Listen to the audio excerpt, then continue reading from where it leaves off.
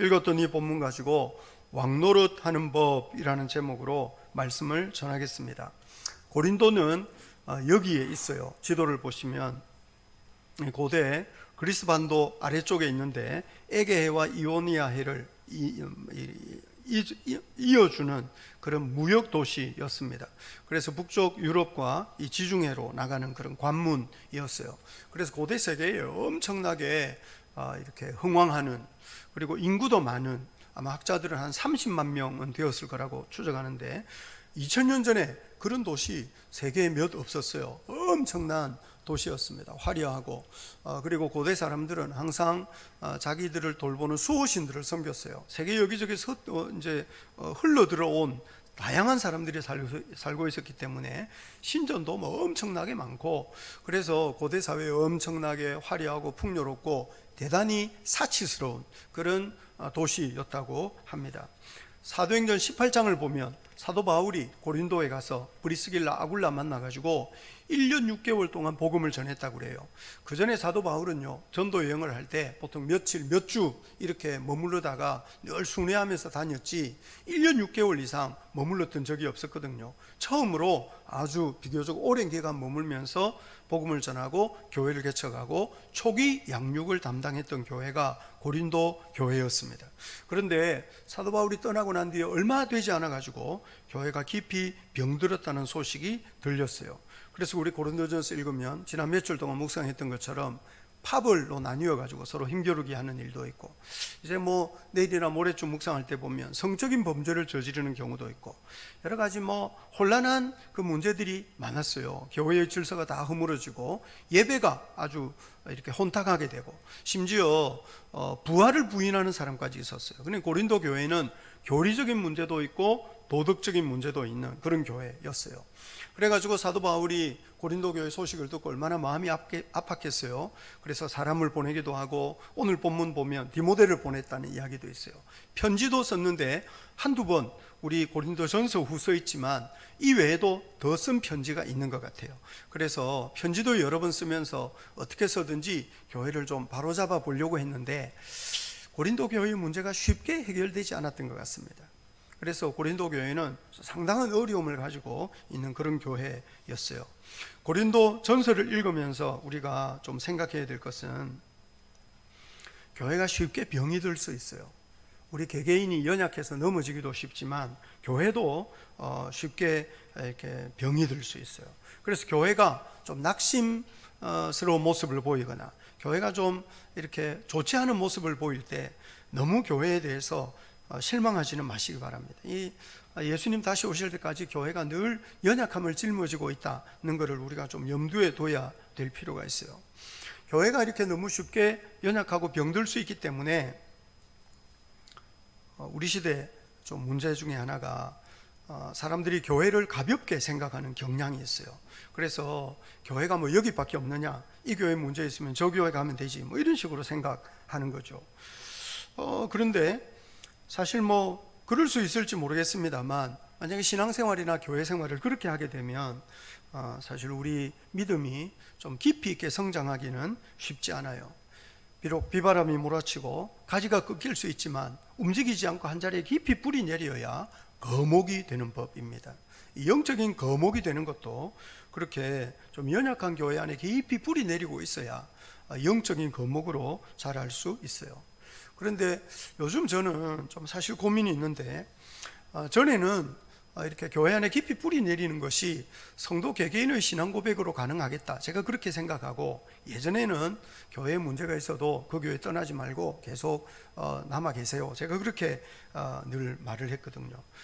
가끔씩 교회 문제 때문에 상담하려는 분들이 있어요. 우리 교인들 중에는 없어요. 교회가 워낙 좋아서 그러겠죠.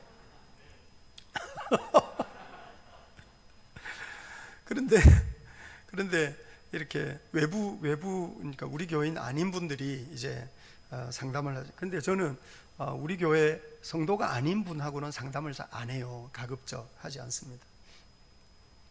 또 제가 볼 때 목사가 그래야 될 것 같고, 그런데 예전에는요, 교회 문제 때문에 그래도 막 찾아와서 이야기하는 분들이 있거든요. 예전에는 그 교회 떠나지 말고 남아 계세요, 제가 그렇게 이야기했는데, 어느 날부터는 너무 잔인한 이야기다. 제가 그런 생각을 하게 됐어요. 너무 잔인하다. 이거는 그 교회 계속 남아 계시라고 말하는 거는 너무 잔인해. 그래 요즘은요, 제가 이렇게도 말하지 못하고 저렇게도 말하지 못하는 곤혹한 처지에 있어요. 그래서 제가 상당히 곤혹하더라고요, 그게.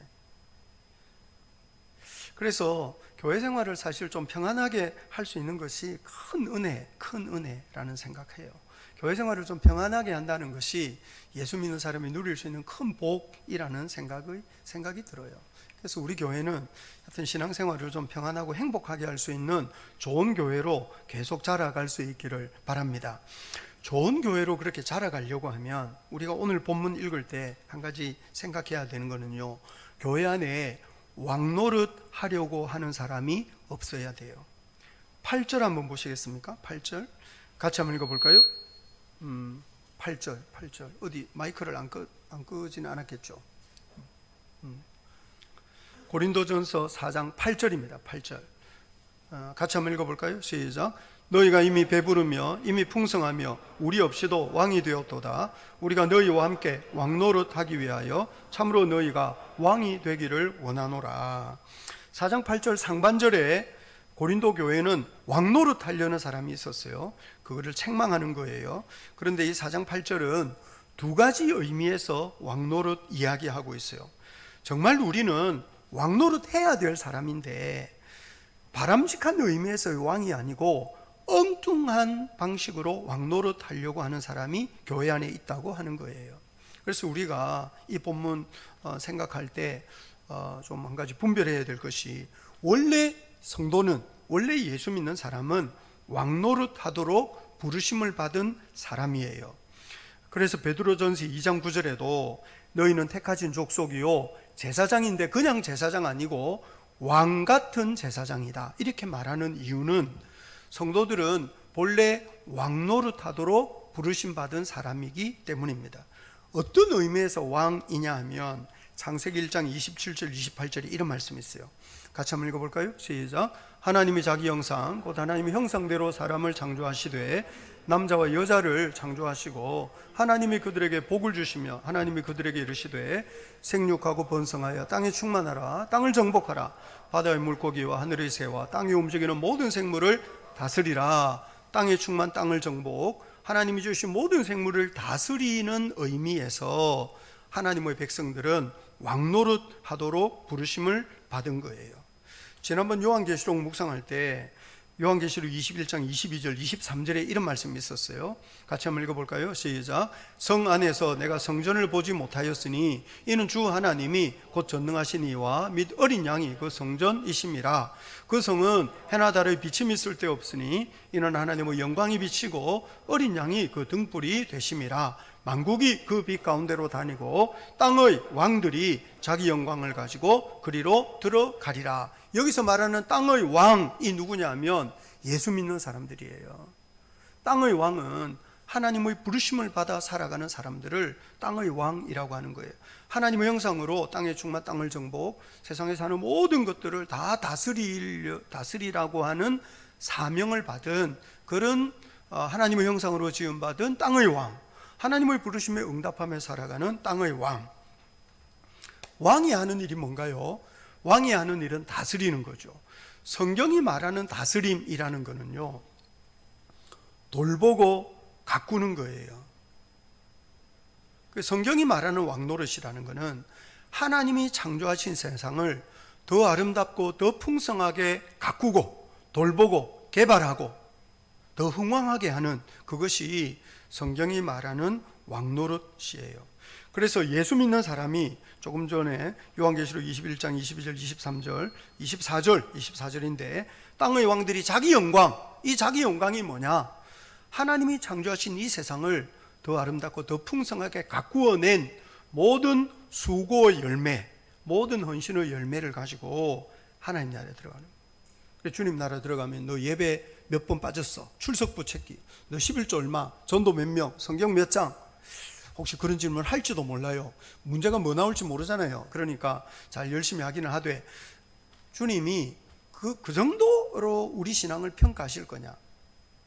아니고 하나님께서는 우리가 우리 하나님이 주신 이 세상에서 하나님이 주신 우리 몸, 우리 재능, 여러 가지 은사를 가지고 어떻게 세상을 더 아름답고 풍성하게 가꾸어 내었는지에 대하여 질문하실 겁니다.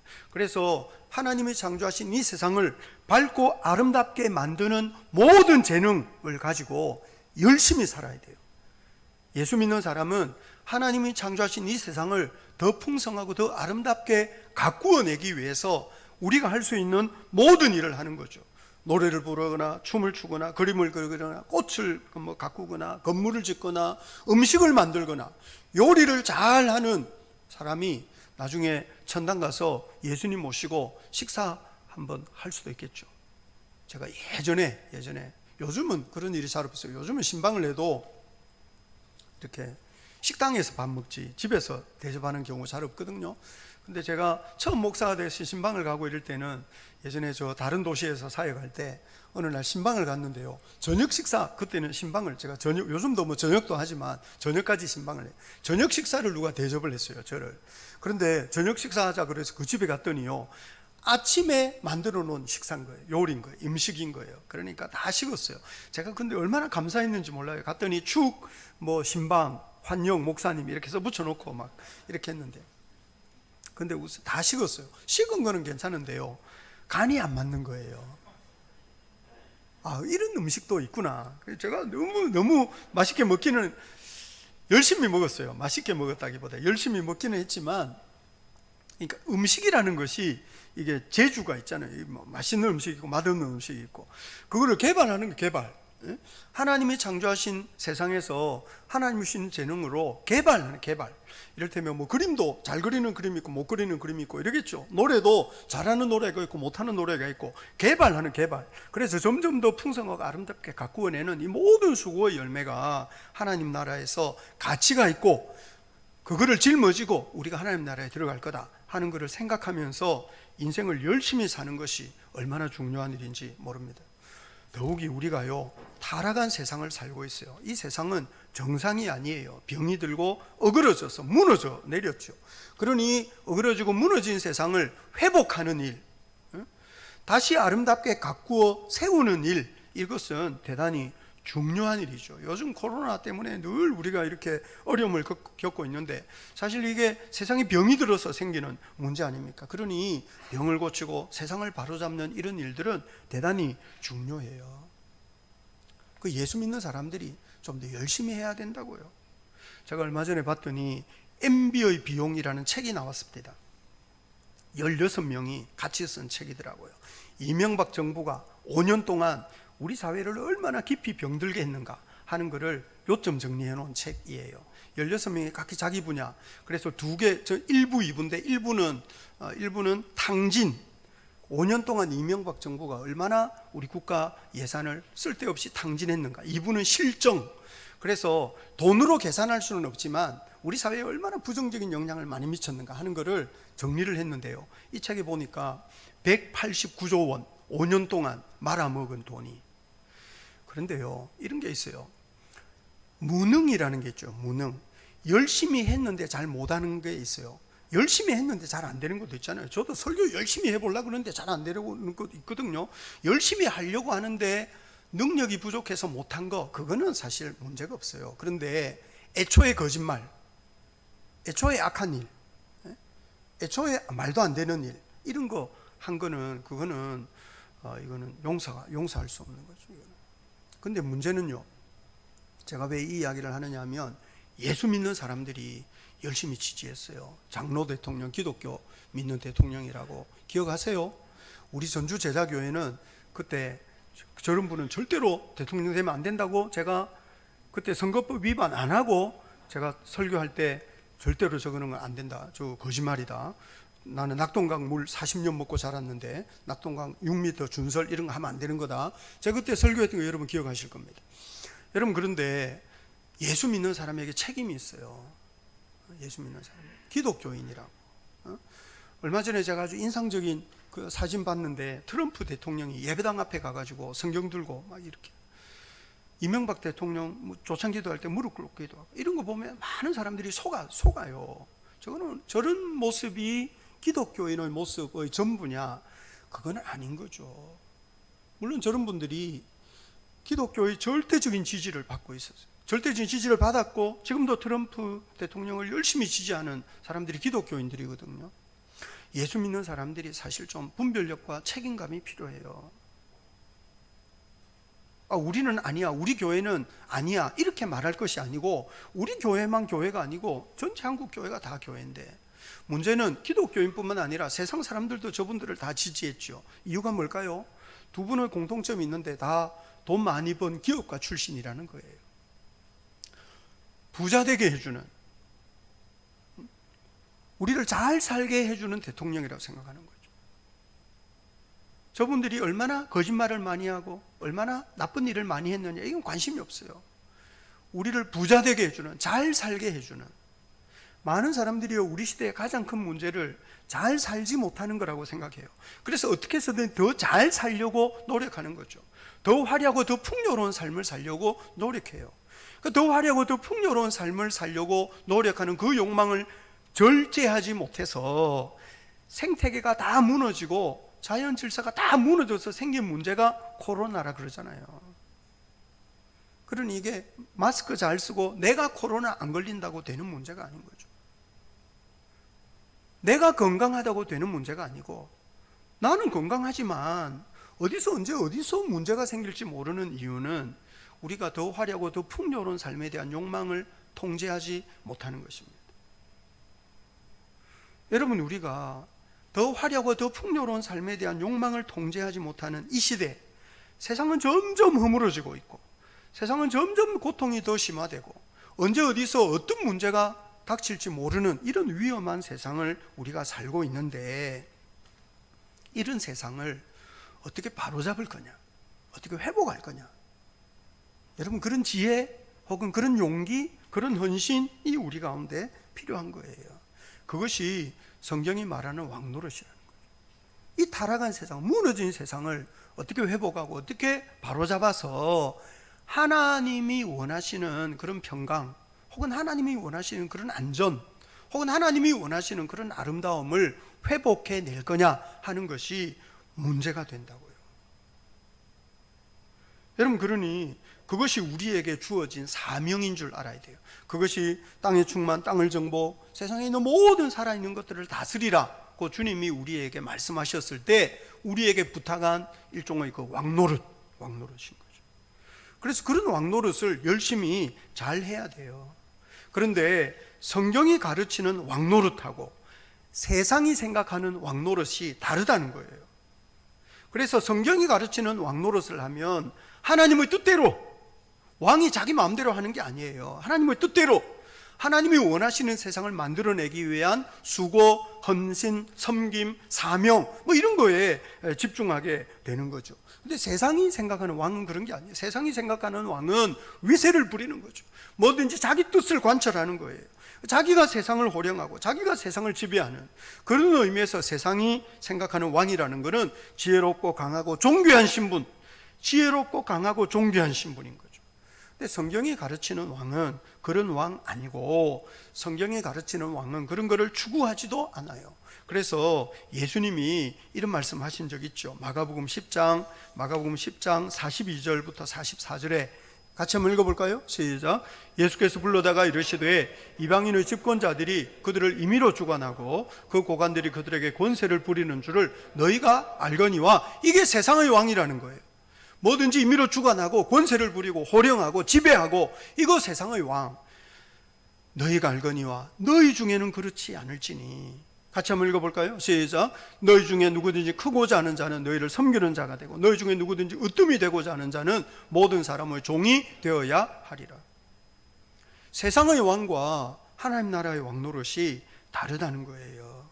세상의 왕은 지배하고 호령하는 왕이라면, 하나님 나라의 왕은 섬기는 자고 모든 사람의 종이 되어서 시중드는 일을 하는 사람이 하나님 나라의 왕이라고 하는 거죠. 그리고 예수님이 자신이 그런 일을 하기 위해서 이 땅에 왔다고, 마가복음 10장 45절에 인자가 온 것은 성배임을 받으려 함이 아니라 도리어 섬기려 하고, 자기 목숨까지라도 많은 사람의 대속물로 주기 위해서, 그 섬김을 위해서 예수님이 이 땅에 오셨다고 말씀하셨어요.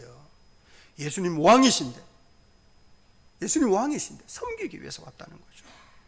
여러분, 그런데 교회 안에 우리의 왕이신 예수님이 어떤 분이신지 잊어버리고 그저 섬기는 것이 아니라 호령하고 지배하고 뭔가를 자기 마음대로 좌지우지하려는 그런 사람들이 생겨나요. 고린도 교회 안에 그런 사람이 있었던 거죠. 며칠 전에 묵상했던 것처럼, 우리 지난 며칠 동안 묵상했던 것처럼, 나는 바울, 나는 아볼로, 나는 게바, 남은 그리스도 하면서 사람들이 막 패거리로 나누어가지고 서로 힘겨루기 하면서 싸웠는데, 이 사람들은 서로 경쟁의식이 있었어요. 교회 안에 자기 영향력을 확장하려고 하는 거죠. 자기가 뭘 지배하고 자기가 뭘 좌지우지하려고 하는 거예요. 이 사람이 바울을 내세우고 아볼로를 내세운 것은 진짜 바울을 존경하고 아볼로를 존경해서가 아니고, 나 바울하고 관계 있는 사람이야, 나 아볼로의 제자야, 너 나 무시하지 마, 뭐 이런 거였던 거죠. 그래서 자기를 드러내고 싶은 거예요. 높임을 받고 싶고 어른이 되고 싶고 뭘 이렇게 다스리고 싶었던 거죠. 여러분, 그런데 교회 안에 그런 사람이 있을 수 있어요. 문제는 그런 것은 교만한 거예요. 그것은 교회를 무너뜨리는 일이라고. 오늘 본문 6절부터 8절 한번 보시겠습니까? 6절부터 8절 상반절까지 한번 보겠습니다. 6절부터 시작. 형제들아, 내가 너희를 위하여 이 일에 나와 아볼로를 들어서 본을 보였으니 이는 너희로 하여금 기록된 말씀 밖으로 넘어가지 말라는 것을 우리에게 배워 서로 대적하여 교만한 마음을 가지지 말게 하려 함이라. 누가 너를 남달리 구별하였느냐? 네게 있는 것 중에 받지 아니한 것이 무엇이냐?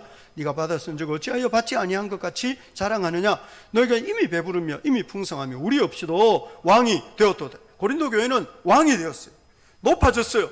큰 소리치고 떵떵거리고 모든 것을 지배하는 사람이 된 거죠. 그런데 그거는 서로 대적하여 교만한 것에 불과했어요.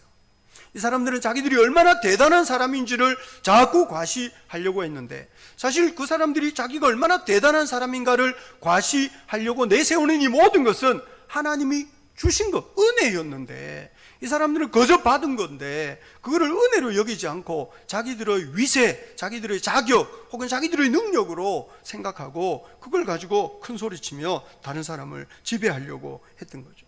이 사람들이요, 기록된 말씀 밖으로 넘어갔어요. 선을 넘은 거죠. 이것은 혼이 나야 될 일이었습니다.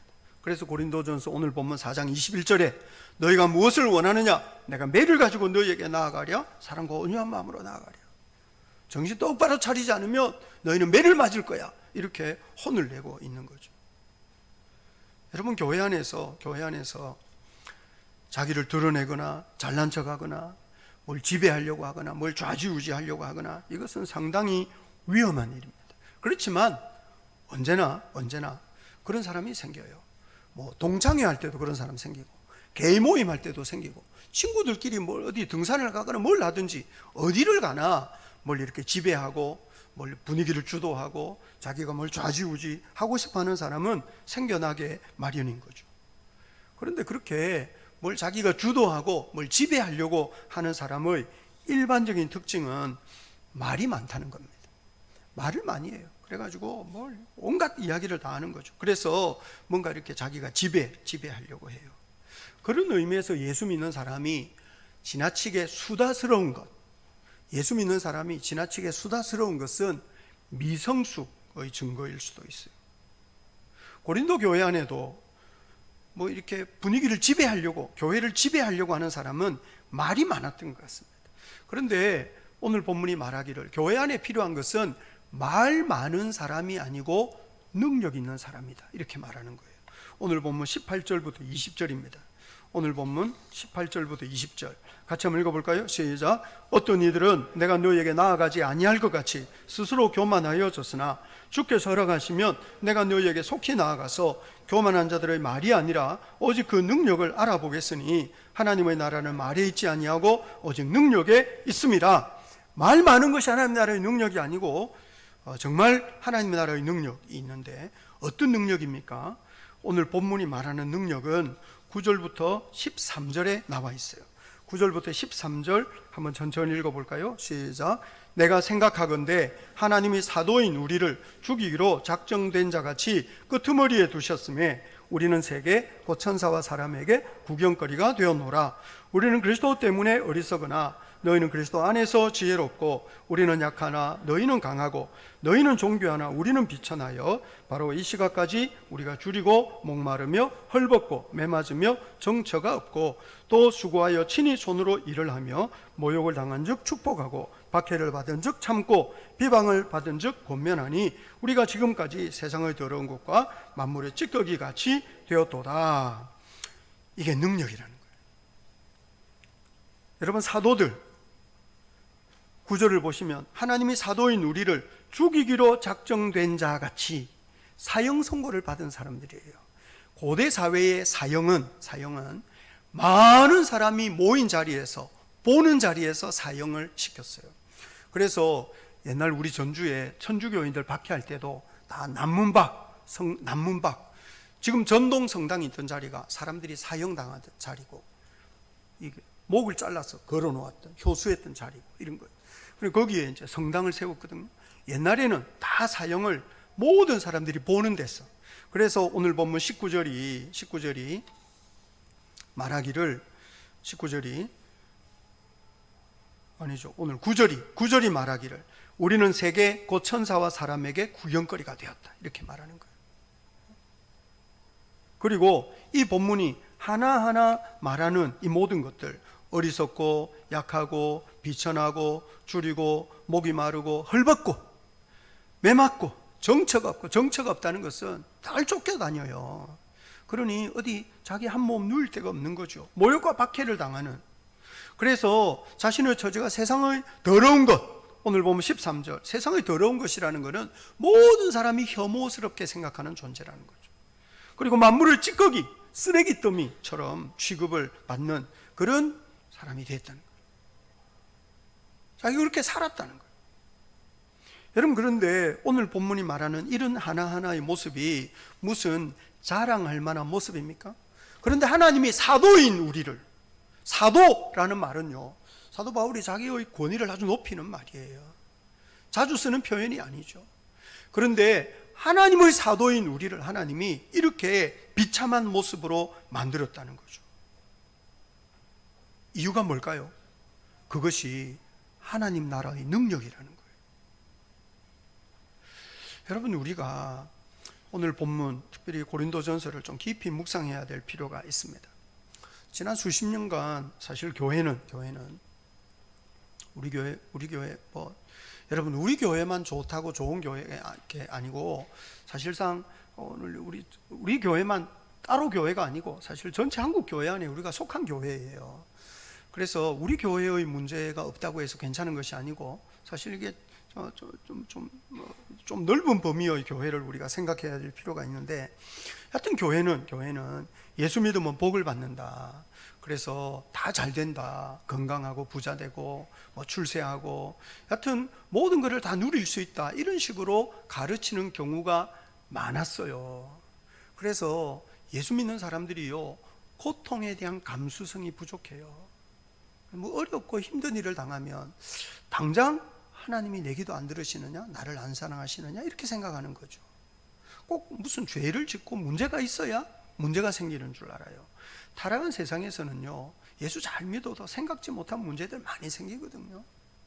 그래서 오히려 예수 믿는 사람은 그 고통과 어려움에 대하여 마음이 좀 열려져 있고, 그 고통과 아픔을 좀 싸매면서 그거를 극복해내는, 믿음 안에서 그거를 이겨내는 법을 우리가 좀 잘 배워야 되는데, 우리는 늘 예수 믿으면 잘 되고 건강하고 복받고 부자 되고 자식들도 잘 되고 평안하고, 그게 보면요, 다 불신자들이 원하는 욕심이기도 해요. 불신자들이 원하는 욕심을 예수 믿는 사람 똑같이 원하거든요. 그리고 하나님이 그거를 보장해 주신다, 이렇게 말해요. 그런 거를 번영신학이라고 그래요. 번영신학이라고 말을 붙여야 될 만큼 교회 안에 어떻게 보면 거대한 이단, 신천지부터 더 무서운 그런 거짓말이 교회 안에 있는 거죠. 우리 지난번에 예레미야나 에스겔 이런 거 묵상할 때 보면 성전 안에 우상 섬기는 사람들이 있었어요. 성전 안에 태양상도 있고 성전 안에 바알과 아세라 있는 거예요. 우리는 그거 보면 야, 예루살렘 성전 진짜 타락했다, 이거 무너져도 뭐 할 말이 없겠다, 우리 그렇게 생각하는데요, 오늘날 교회 안에 그 번영신학이라는 것이 교회 안에 서 있는, 교회 강단을 차지하고 있는 바알과 아세라 같은 거라고 할 수 있어요. 그래서 많은 사람들이 그 바알과 아세라를 섬기는 거예요. 바알과 아세라는 제일 중요한 거는 네 행복이다, 제일 중요한 거는 네 건강이고, 제일 중요한 거는 네가 걱정 없이 편안하게 사는 거다, 뭐 이렇게 말하는 거죠. 그리고 바알과 아세라는요, 자기를 위해서 살라 그러는 거예요. 자기 행복, 자기 건강, 자기 행복, 그것이 인생의 최고의 목표, 그것이 신앙의 가장 중요한 목표인 것처럼 우리 귀에 속삭여요. 그래서 바알과 아세라는요, 늘 어떻게 편안한 길을 걸어가라고, 어떻게 보면 늘 너 잘 되는 것이 가장 중요한 거라고 그렇게 말해요. 그래서 높아지라고, 끄트머리에 서지 말고 뒤에 서지 말고 앞에 서라고, 뭔가 이렇게 섬기고 이런 거 아니고 너 뭘 지배하고 다스리고 네가 얼마나 대단한 사람인지를 과시하는 이런 거 중요하다고 늘 그렇게 말해요. 그리고 그런 마귀적인 가르침에 넘어가 버린 사람이 교회 안에 많이 있는 거죠. 복음이 우리에게 무엇을 가르치고 예수님이 어떤 모습을 보여주셨느냐, 이거 생각 안 해요. 그래서 오늘날 교회 안에도요, 왕노릇 하려는 사람들 꽤 있어요. 구역에서도 아니면 뭐 교회 모든 상황들 가운데서 그저 높아지고 어른 대접받고 큰 소리치고 모든 일을 자기가 지배하려고 하는 사람이 교회 안에 있을 수 있다고요. 그런데 그런 왕노릇하는 사람이 교회 안에 일어나면 교회가 병이 드는 거죠.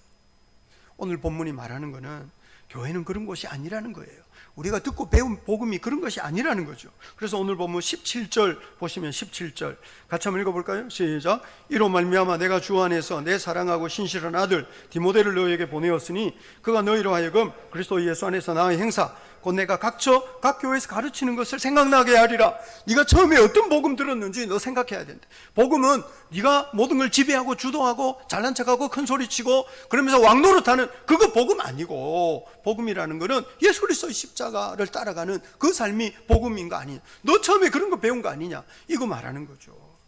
오늘 보면 14절부터 16절 한번 보시겠습니까? 14절부터 16절입니다. 같이 한번 읽어볼까요? 시작. 내가 너희를 부끄럽게 하려고 이것을 쓰는 것이 아니라 오직 너희를 내 사랑하는 자녀같이 권하려 하는 것이라. 그리스도 안에서 1만 스승이시되 아버지는 많지 아니하니 그리스도 예수 안에서 내가 복음으로서 너희를 낳았음이라. 그러므로 내가 너희에게 권하노니 너희는 나를 본받는 자가 되라.